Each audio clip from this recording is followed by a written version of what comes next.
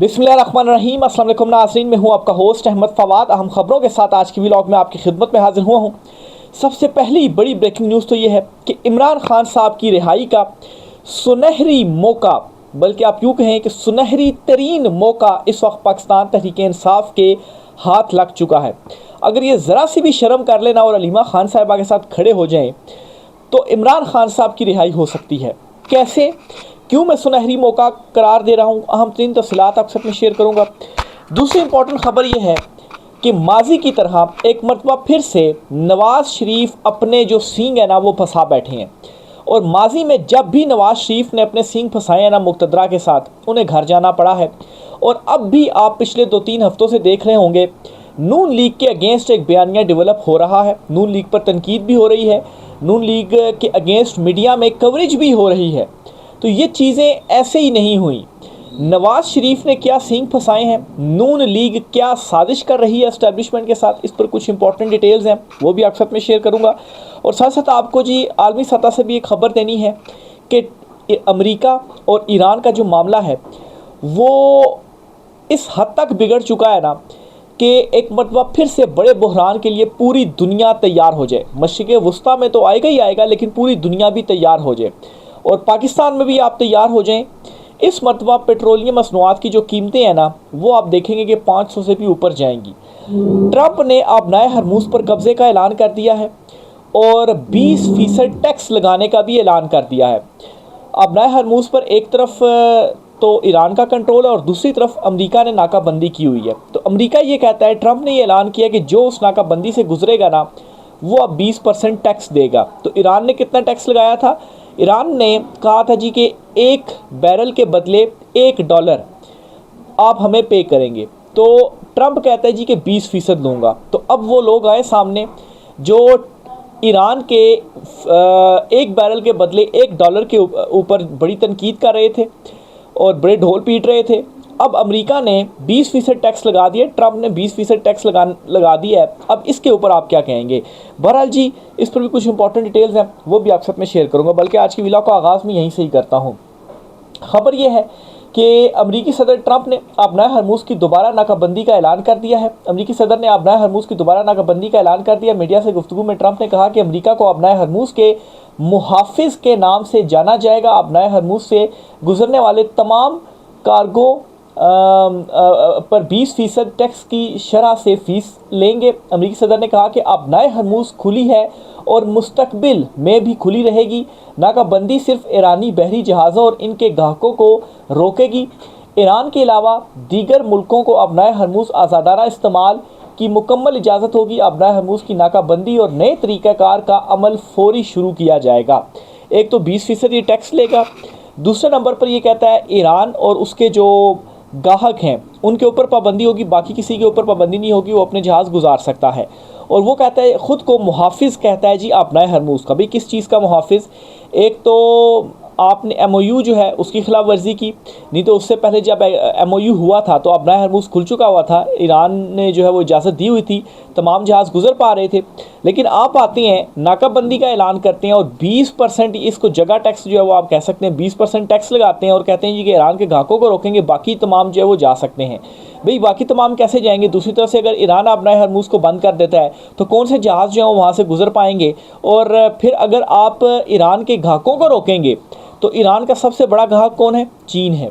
तो यहाँ पे ट्रंप ने असल में चीन का रास्ता रोकने का भी जो ऐलान है ना वो कर दिया है। चीन इसको किस तरह से देखता है, चीन की तरफ से अब स्टेटमेंट का इंतज़ार है, क्योंकि अगर चीन ईरान से तेल नहीं ले पाता तो इस चीज़ को चीन बिल्कुल बर्दाश्त नहीं कर पाएगा। वो मेरे ख्याल से तकरीबन कुछ 40% अपनी जो ज़रूरियात है ना तेल से रिलेटेड वो ईरान से पूरी करता है, वो ईरान से जो तेल है ना वो लेता है। तो अब अमेरिका ने क्या कर दिया जी कि ये आबनाए हरमूज़ पर नाकाबंदी का ऐलान कर दिया है और ईरान के जो ग्राहक हैं उनको रोकने का भी जो ऐलान है वो कर दिया है। और दूसरी तरफ अगर कोई और जहाज़ गुजरता है तो वो 20% टैक्स देगा। यानी कि $1 फ़ी बैरल अगर लोगों को मंजूर नहीं था तो ये 20% जो टैक्स है ये कैसे मंजूर होगा? लेकिन इसके ऊपर सब चुप धारे बैठे हुए हैं। क्यों? क्योंकि अमेरिका बहादुर जो है उसकी जानिब से ये ऐलान कर दिया गया और कोई उसके सामने शायद बोल नहीं सकता, और वो ख़ुद को आबनाए हरमूज़ का जो मुहाफिज है ना वो करार दे रहा है। इसके साथ ही आपको बताता चलूँ कि यमन में भी जो सूरत हाल है ना वो बिगड़ चुकी है। यमन की जनरल एविएशन अथॉरिटी का मुल्क के तमाम हवाई अड्डों को फ़िज़ाई ऑपरेशन के लिए बंद करने का ऐलान। वहाँ पर जो एयरपोर्ट था उसे तबाह किया गया, ये बहाना बनाकर कि यहाँ पर ईरान का जो जहाज़ था ना वो उतरने वाला था, ठीक है, उसको जो है वो इसलिए तबाह कर दिया गया। उसके बाद यमन की जो सूरत हाल है कि यमन में जो एविएशन अथॉरिटी है उन्होंने मुल्क के तमाम जो हवाई अड्डे हैं ना वो बंद करने का ऐलान कर दिया है। तमाम हवाई अड्डों को फ़िज़ाई ऑपरेशन के लिए बंद करने का ऐलान कर दिया है। यमन की जनरल एविएशन अथॉरिटी की जानिब से सर्कुलर जारी कर दिया गया जिसमें फ़िज़ाई हदूद को ताहुक्म सानी बंद करने का ऐलान किया गया है। अब जी ईरान इस सारे मामले पर क्या कहता है वो आपको बताता हूँ जी। ईरानी फ़ौज की जानिब से ये स्टेटमेंट दी गई है और ये कहा गया है कि हमारी मर्ज़ी के बगैर आबनाए हरमुज़ में किसी भी सरगर्मी का इंतहाई सख्त जवाब दिया जाएगा। अमेरिकी सदर ट्रंप के आबनाए हरमुज़ पर कंट्रोल का जो स्टेटमेंट है, इस स्टेटमेंट के जवाब में जो रद्द-ए-अमल है वो ईरान की जानिब से दिया गया है और ये कहा है कि मुदाखलत की इजाज़त नहीं दी जाएगी। ईरान की मर्ज़ी के बगैर आबनाए हरमुज़ में किसी भी सरगर्मी का इंतहाई सख्त जवाब दिया जाएगा। ईरानी फ़ौज ने खिते के ममालिक को पैगाम दिया कि अमेरिका की हिमायत और इसका साथ देने को ईरान के ख़िलाफ़ जंग तस्वुर किया जाएगा। वाज़ेह रहे कि ऑलरेडी ईरान 6 ममालिक पर हमले कर चुका है, बहरीन, कुवैत, कतर और दीगर ममालिक के ऊपर, और अमरीकी जो बेसिस है ना इनको निशाना बना चुका है। अब ये जो कतर के ऊपर अटैक किया गया ना ये काफ़ी ज़्यादा खौफनाक है कि जो सालसी वाला रास्ता था ना वो भी अब बंद होता हुआ आप यूँ समझें कि 99% बंद हो ही चुका हुआ है। साथ ही ख़बरदार किया कि अगर कशीदगी में इजाफा हुआ तो ये खिते के दीगर ममालिक तक फैल जाएगी और इसकी मुकम्मल ज़िम्मेदारी अमरीका और इत्तेहादियों पर आयद होगी। तो ये जी ईरान की जानिब से ऐलान कर दिया गया है। और दूसरी तरफ से ट्रंप जो इक़दाम उठा रहा है वो भी आपके सामने जी, वो तो बाकायदा तौर पर अब कब्ज़े का ऐलान कर रहा है और यूँ महसूस होता है कि जो MOU तोड़ा गया है ना तो अमेरिका इस इंतज़ार में था कि यार कब हम ईरान के ऊपर जो अब हमले हैं ना वो कर डालें। इसके साथ ही जी अगली खबर भी आपके साथ में शेयर करता चलूँ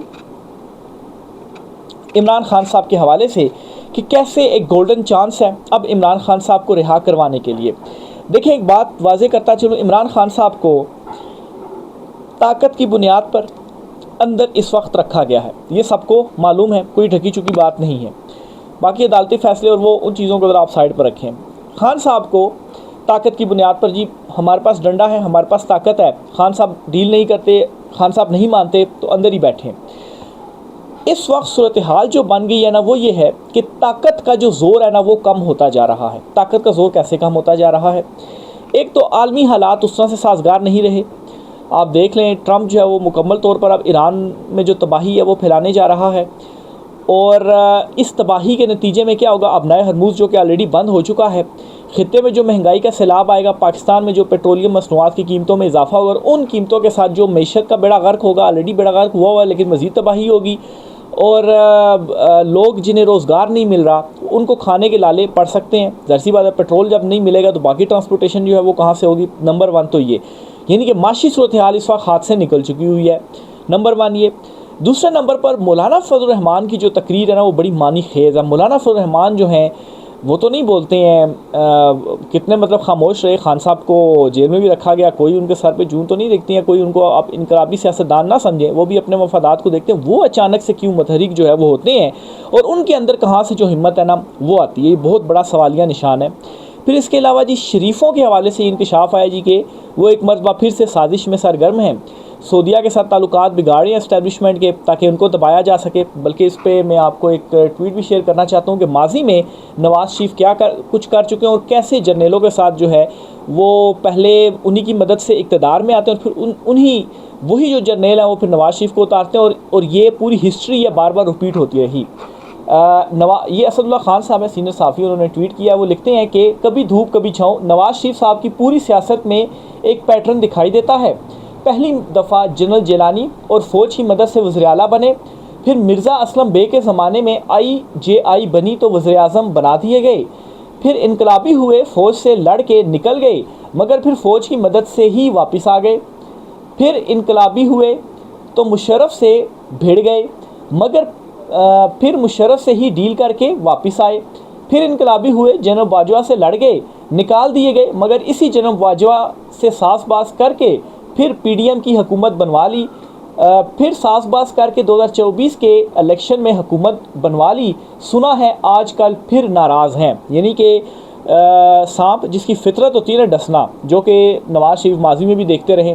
यही काम करते आए हैं, तो इस मरतबा फिर से नाराज़ हैं, यानी कि इस मरतबा फिर से डस बैठे हैं। ऊपर से वो जो शायद मितला साहब की जानिब से, जो कि सीनियर सहाफ़ी हैं, इंकशाफ किया गया है कि सऊदीया से ज़रा इनके ताल्लुकात बिगड़ें, इनके ऊपर हम दबाव डालें, ये इस वक्त नून लीग जो है वो कार्रवाई डाल रही है। और ऊपर से शहबाज शरीफ जो हैं वो कतर के दौरे पर हैं और नवाज़ शरीफ भी इस दौरे में उनके साथ मौजूद हैं। अब ज़ाहिर सी बात है, जो वहाँ के जो अहम लीडर थे, उनकी जो जनाजा वगैरह था, उनकी तदफीन वगैरह, ज़ाहिर सी बात है एक सामने तो यही था ना कि उसके लिए वो गए हैं, लेकिन नवाज़ शरीफ और शहबाज शरीफ दोनों गए हैं। ये बात आपने जहन में रहना और रखनी है और इसको बिल्कुल भी हल्का नहीं लेना। और फिर ये सारी जो डिटेल्स आपको बताई है, ये आपने अपने जहन में रखनी और डॉट कनेक्टिंग करनी है कि नवाज़ शरीफ ने एक मरतबा फिर से डस लिया, इसलिए ये कौमी हुकूमत और दीगर मामलात के ऊपर जो बातचीत है ना वो हो रही है। और नून लीग के अगेंस्ट भी इसलिए अचानक से बयानियाँ बनना शुरू हो गया है, इवन के मीडिया में कवरेज शुरू हो गई है कि असल जो कट्टा है ना वो ये खुल चुका हुआ है। इस पर जी मज़ीद आगे आपको बताऊं कि एस्टेब्लिशमेंट ने आज तक 2 सियासी जमातें बनाई, नून लीग और पीपल्स पार्टी। एस्टेब्लिशमेंट अब इन दोनों जमातों के बखिए उधेड़ रही है। अब की बारी नाराज़गी नहीं होगी, पक्की पक्की तलाक होगी, जिसमें हलाला भी नहीं होगा। दोनों जमातों का आवाम से राब्ता टूट चुका है। जब किसी सियासी जमात का आवाम से राब्ता टूट जाए तो ऐसा लम्हा सियासी जमात की मौत होता है। नून लीग और पीपल्स पार्टी दोनों की सियासी मौत वाक़ हो चुकी है, मसनूई तौर पर ज़िंदा रखी गई है और जल्द इनका वेंटिलेटर भी हटा दिया जाएगा। नून लीग और पीपल्स पार्टी के माजी में कभी ऐसे हालात नहीं थे जैसे आज हो चुके हैं। देखिए माजी में क्या होता था कि नवाज शरीफ को भी ज़ाहिर सी बात है वोट पड़ते थे, पीपल्स पार्टी को भी वोट पड़ते थे। 2007 में बेनज़ीर भुट्टो साहिबा जो हैं उनको वोट पड़े, इसी तरह से नवाज शरीफ को भी वोट पड़े। लेकिन इस मरतबा सिचुएशन मुख्तलिफ इस तरह से है कि इमरान खान साहब ने इन सबको एक्सपोज किया हुआ है। आज़ाद कश्मीर में 27 जुलाई को इलेक्शन और वहाँ पर जूते पड़े हैं नून लीगी उम्मीदवारों को कि भाग जो हमारे हलकों से, हमारे हलकों में आपने वोट लेने के लिए भी नहीं आना। ये उनकी सिचुएशन है आज़ाद कश्मीर में। आज़ाद कश्मीर में भी जो सूरत हाल है वो भी काबू नहीं कर पा रहे, ना ही उनके मुतालबात जो है वो मान रहे हैं। और ये भड़के मारी जा रही है कि हम बिल्कुल ताकत का इस्तेमाल करेंगे और उनको पीछे हटाएंगे।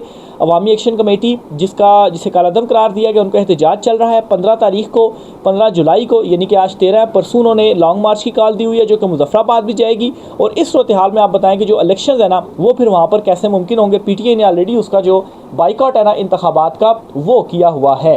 तो ये जी नून लीग के हवाले से ख़बर थी।